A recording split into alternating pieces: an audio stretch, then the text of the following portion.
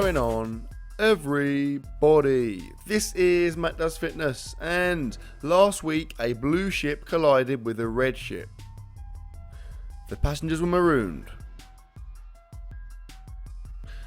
Okay, this is my deadlift highlights and my pathetically embarrassing PR attempt being a very generous description from test week. Now, the reason I showed you the deadlift fail in the intro, which I'm assuming you kind of gathered was a fail, is so that I could kind of talk about stuff in relation to it while showing you the highlights from the session. So what you're seeing here is the singles leading up to the PR attempt. Attempt in this case is a very generous description.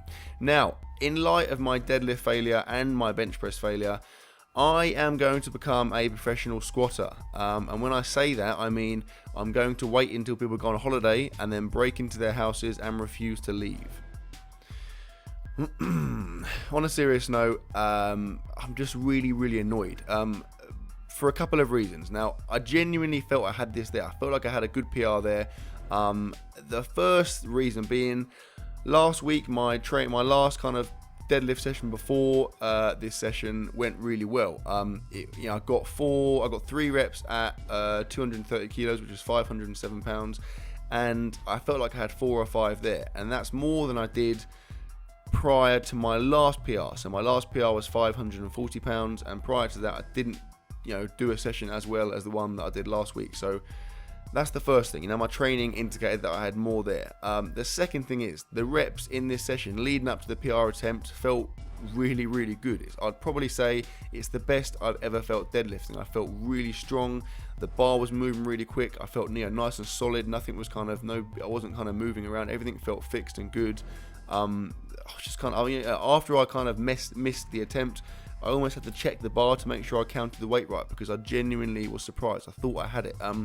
So this is my last single before the PR attempt. That's 518 pounds, 235 kilos. And I mean, to me, that looks easy. It felt like it moved really good. Admittedly, I have a fraction of a second on the floor where I kind of had to start moving it. That's always the case. But then the second the bar moves, it comes up really quickly. Yeah, so, you might say I could have done another single before this one, so like another kind of gradual progression, but in my squat session I felt like I did too many singles prior to the PR attempt, and that is what kind of cost me a bigger PR. So I didn't want to make the same mistake. I wanted to be optimistic and stick with my game plan and what I felt like I had, and I genuinely felt like I had this there today. So yeah, you can probably detect from my voice I'm a bit annoyed about this because I wanted to get it. I haven't hit a deadlift PR for a couple of months now, which I know for a lot of people is not a big deal, but for me, I'm used to hitting them regularly, so it is very frustrating. Admittedly, I've only gone back to sumo for the last, I think, 3 weeks, possibly 4 weeks, and the last week in particular, I brought my stance in a little bit narrower because I felt stronger from that. But I'm now wondering whether I should go back to, my kind of initial sumo, which is a pretty wide stance, because in that position I feel a massive amount of glute and hamstring engagement, and I feel like that's potentially, there's more there for me. In this stance, I feel like, I don't know, I just feel it's hard to explain. Like, I know that I'm weak off the floor because the second I break the floor, the bar comes up really quickly, and every time I fail a rep, 9 times out of 10 at least, it is because I don't move it on the floor. So I'm wondering if I should, tinker with my technique. I'm gonna, because in the gym now there are stuff there is a glute ham raise, so I can do that as an accessory. I will maybe throw in a couple more accessories for my deadlift, but yeah, I just want to, I'm opening it up. So if you guys have any advice for me, if there's anything you can see which is causing me, why, for example, why would I be weak off the floor?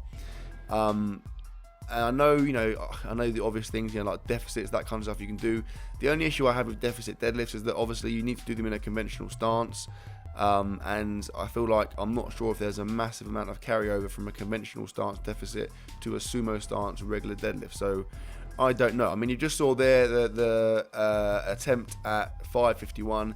I kind of went back a few minutes later to give it another go because I was really annoyed, and I did genuinely feel like I had it there.